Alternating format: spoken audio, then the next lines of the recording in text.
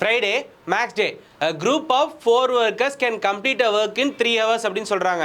அதாவது 4 பேர் சேர்ந்து ஒரு வேலையை 3 மணி நேரத்தில் முடிக்கிறாங்க.